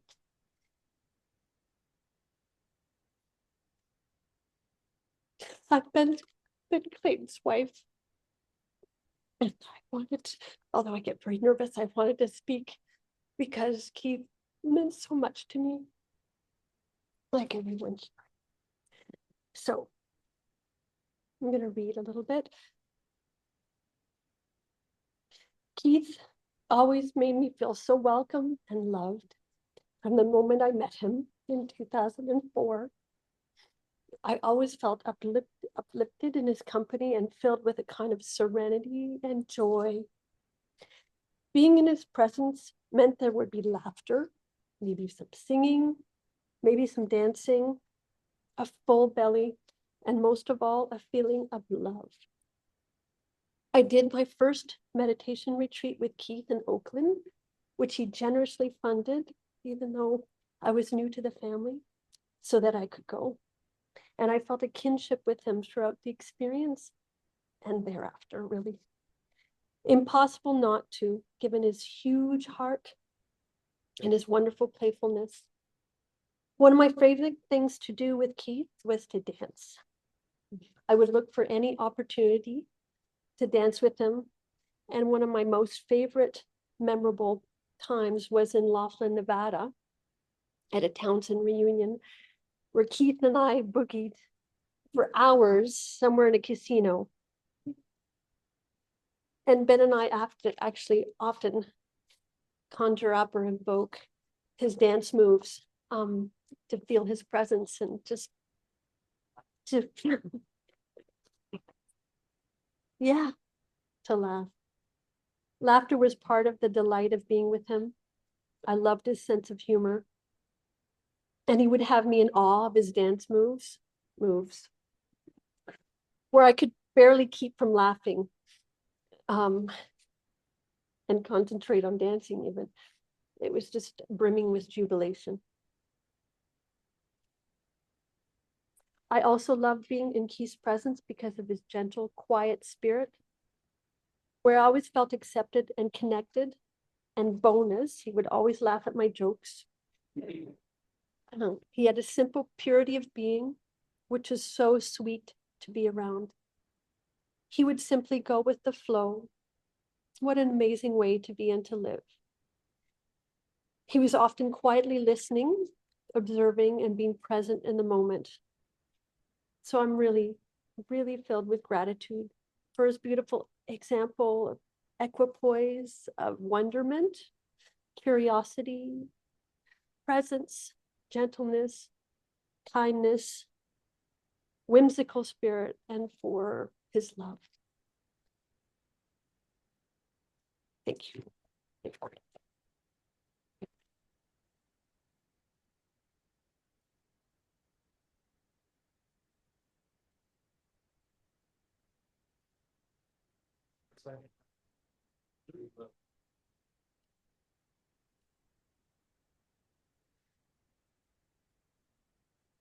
I'm taking his place just to invite Maya to say.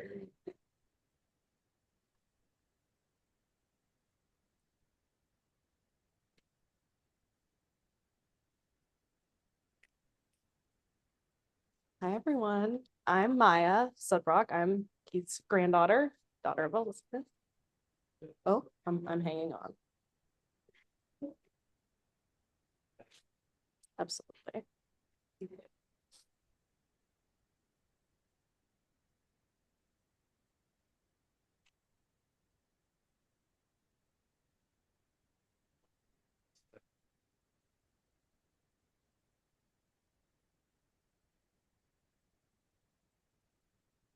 Oh, we're good. I got the go ahead. Okay. Elizabeth's daughter, Keith's granddaughter, and I wanted to sort of just tell the story of an ideal summer day as provided by Papa, like from my childhood, essentially. It's kind of on behalf of me and my sister and my mom. So when I think of Papa, I think of summer days at the pool mostly. I remember getting in the back seat of my mom's Toyota Camry, and we would drive from Fairview all the way into Green Hills, and we would arrive in Burton Hills at the condo. We would see the first glimpse of the pool. It was very exciting. And we would run up the stairs to get to the condo and unlock the door, and oftentimes like all the lights would be off. It'd be completely dark in there. We could hear a voice, somewhere in the condo, and we'd have to go and find Papa, because there was this, I think for a while there was this creature that lived in this house. It was called the Thing or the Stranger. Oh, the Stranger was in his condo, and so we would have to go search him out and find him.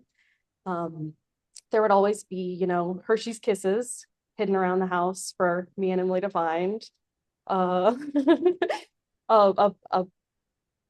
plastic container of Whole Foods 2-bite brownies, as mentioned earlier. A smoothie in the fridge, all sorts of treats for us to have. And we would go to the closet where, it was just full of games and toys, and mostly pool toys. We'd collect all of our pool noodles and our floaties that they were always ready for us, At any given moment, the grandkids could arrive and want to go to the pool. So we'd collect all of our toys and get ready to go. And sometimes he would race us to the pool, we'd be running through the back streets and the parking lots. And once we got there, we'd all just spend hours, lounging around. Grandma would come often, and it was never just laying out in the sun. We were always in the water, and he would float silently under the water like a shark, and he would come up and scare us. And we would just spend as much time humanly possible there until we were coaxed out of the pool with an offer of going to Carrabba's or some other, equal quality restaurant in Green Hills. So we would pack up and get dressed and go to Carrabba's, and we'd sit down. He would get a glass of Chardonnay, and the waitress would bring it over and set it down. He'd say, "Beautiful," We'd eat bread, and he'd get some sort of shrimp pasta. I would get a ravioli type situation. And it would end the night with whatever chocolate dessert was on the menu every single time. And he would have his fair share of it, but he would always leave the last couple of bites for me and Emily to fight over. And then we would talk about, he would talk about what shows he was going to, this at the symphony or jazz or, a talk he was going to, that sort of thing. And he would ask us about soccer practice and listen to me complain about the school play and all that sort of stuff. And he never talked down, I think, to us. I think he always viewed, even as young children, us as able to keep up and riff and continue the conversation, which I think then therefore made me feel confident in being able to, hold my own in a real adult conversation. And on the drive home, somebody would say, some word or phrase that sounded just inconsequential to everyone else. He'd say, I think that's part of a song. Oh, what song? He'd start snapping and and he would just come up with a song on the spot using whatever word or phrase whoever had said, and just have that, musicality in his heart. And we would just laugh and laugh and laugh. I think we were a pretty funny group of people. So it was always a good night. But yeah, I don't have any big, profound revelations, but when I think of Papa, I only have good memories. He was the best.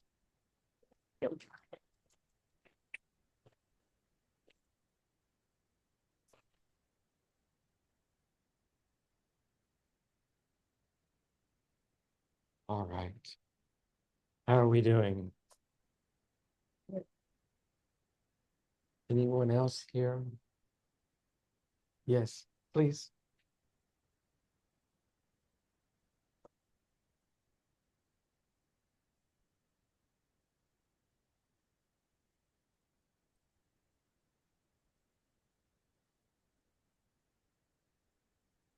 Hi.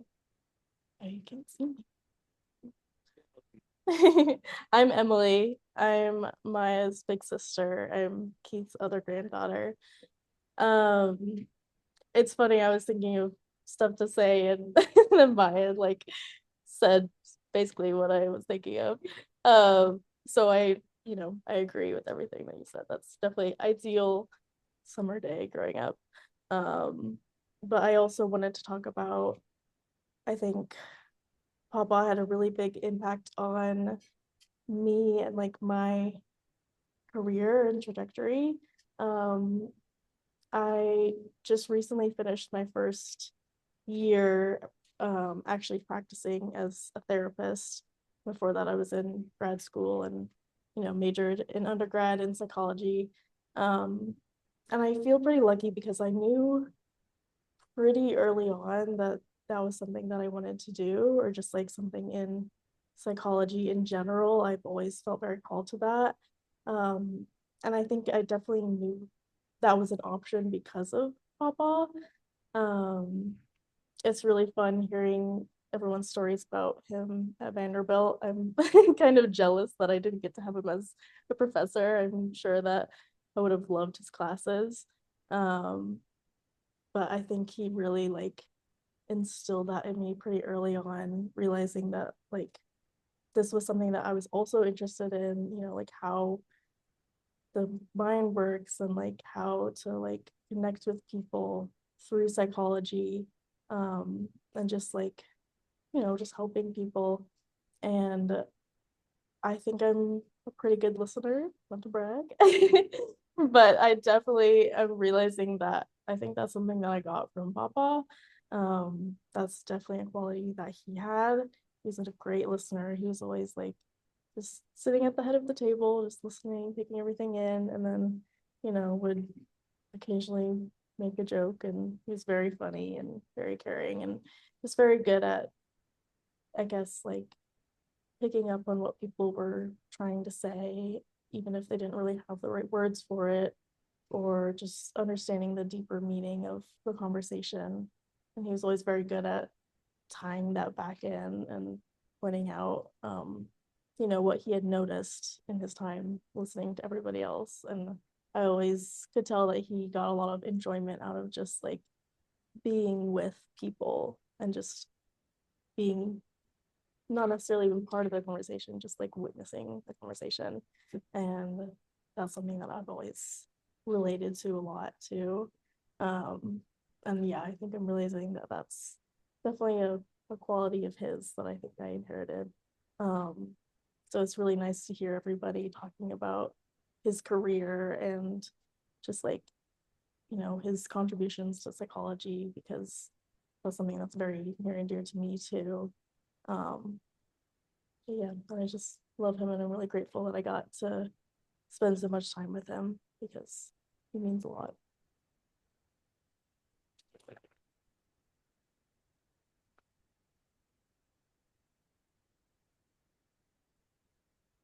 Okay.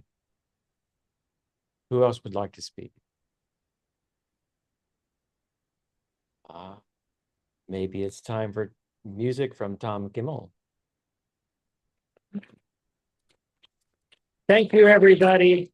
Thank you very, very much.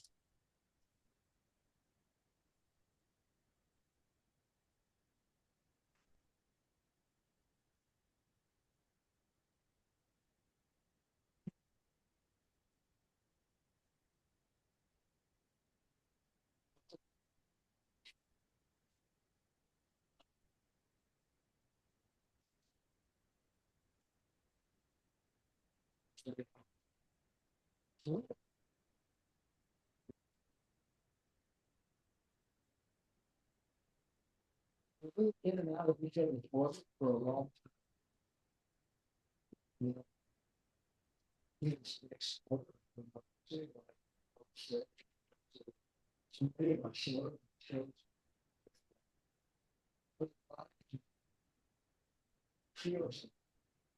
So appreciated his support. I want to keep a couple of times earlier, these thoughts and tributes with them. And think about this.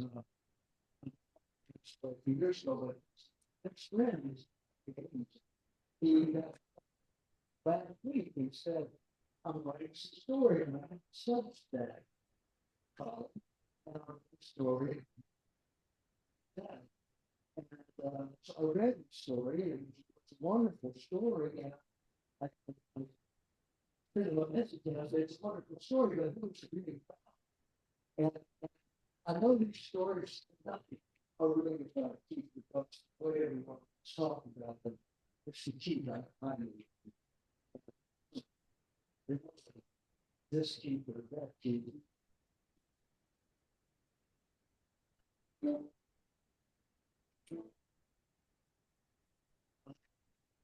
It's not a lot of time. It's only with Keith, usually at stops and we share a love for the practice of food. Which going back to India, and I can say that he had a profound sense of connection at the heart and the very real sense of what can be shared in part of something. One of the stories I want to share with you, he came to Ireland, that hosted a group of Irish summer. Been doing it for a long time. I so enjoyed it. What a friend of mine particularly enjoyed it. When Keith Day, we hung out. I remember we had a chat, and you know, Guinness is widely enjoyed. And probably we were in California. I told Keith, you know, down here they have big Murphys that we would prefer you to enjoy the Murphys. So when you go to make sure you order.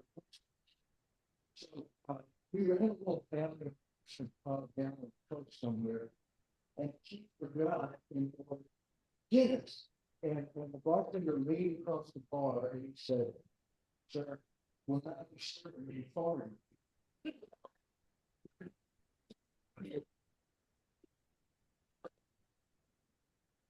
It's like, you know.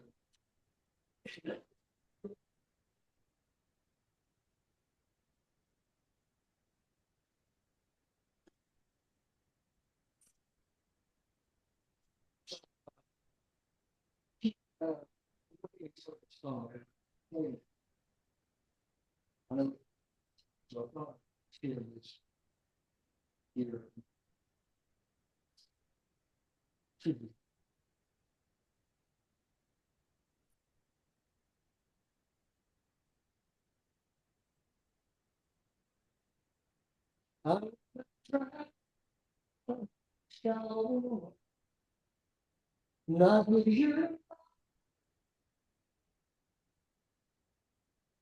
I did not know.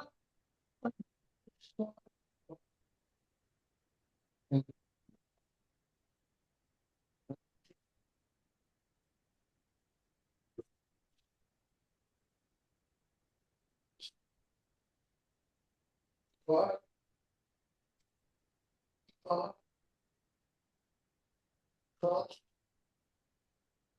And now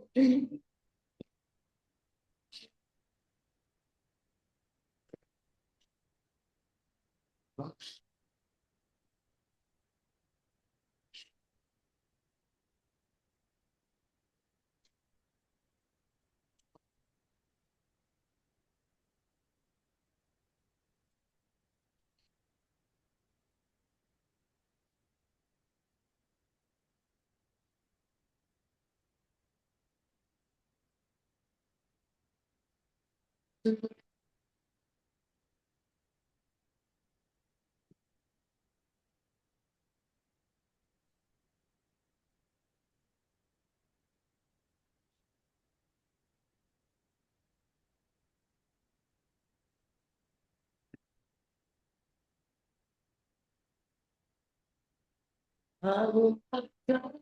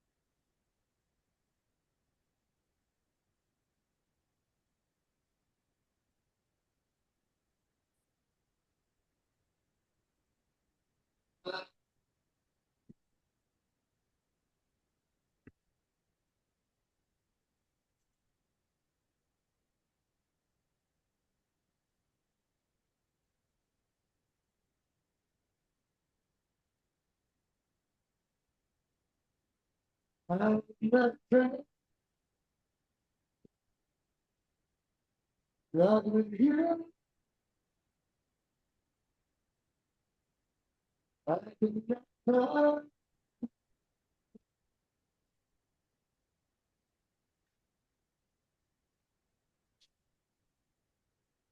I'm not with you.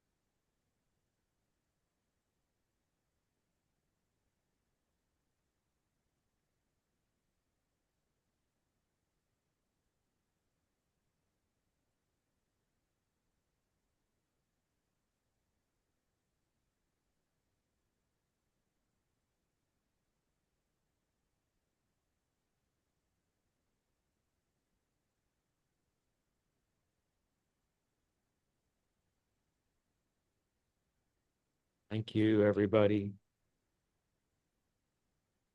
So there are a few things that you might want to take away, little photographs, and printed out a kind of summary of Keith's life.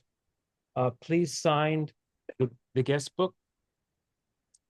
And there's extra paper there. So if anybody wants to write a story, or if you brought a story that you might have prepared and or didn't share, so please leave anything that you want to have remain with family and such here. Lots of photographs from 3 or 4 different sources.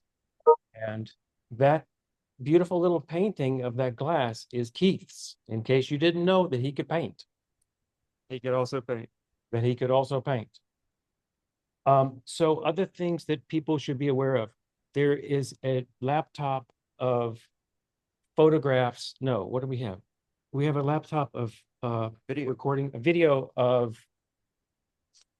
There's a, so I'll place this, actually the laptop's sitting right over here. And there are 3 things. One of them is Dad giving a lecture in 96, I believe, or 92, 96, to his psychology class, learning and memory, I believe. There's also another one, it's the history of the psych department.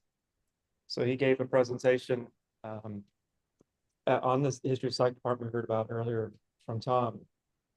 And I just a quick anecdote there. When I got that back, it was a VHS tape, and I just recently had it digitized, not knowing really what was on it. And while the video is not that great, but as soon as I kind of skip forward to see it, is it really, what is this? What's on it? It was a darkly lit lecture hall erupting in laughter. Okay. And it was Dad giving the research he did on the history of the psych department. And then the third thing is quite fun. It's called the electronic classroom. And Dad was instrumental in bringing computers into the classroom in the late 80s.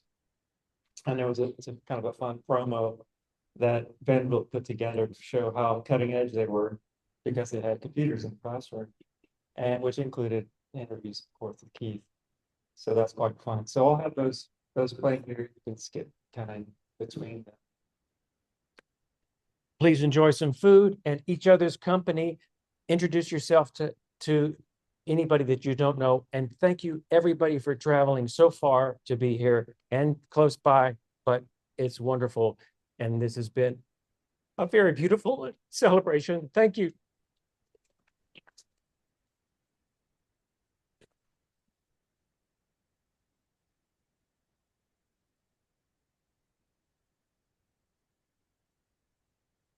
Oh, I'll see if I can find this video of Dad dancing. If you want to hang on soon, maybe I'll show it here.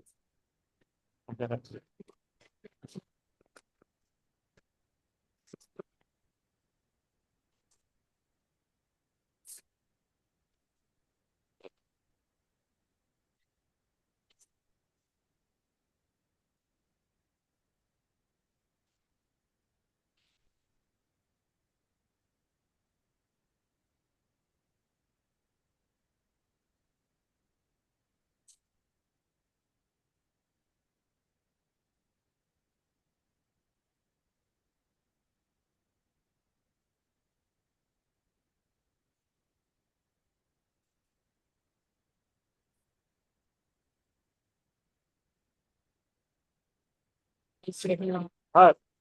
So you want to play for this? Thank you. Thank you so much. Sort of odd way that I'm sorry. Because I didn't know him as professionally. I didn't know I was in his family. And it's like,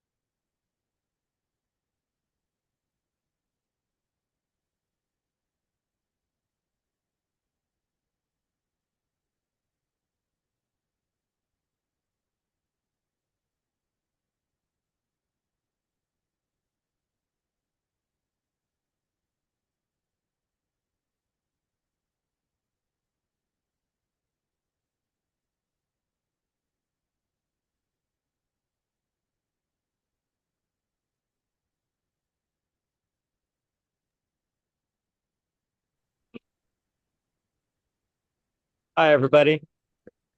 I'm looking for a video to share with you guys of dancing, or if you'd like to stay on, I'm happy to keep this rolling. But if not, when you drop off, thank you so much for being here on Zoom. Please do stay in touch. So I'll keep looking.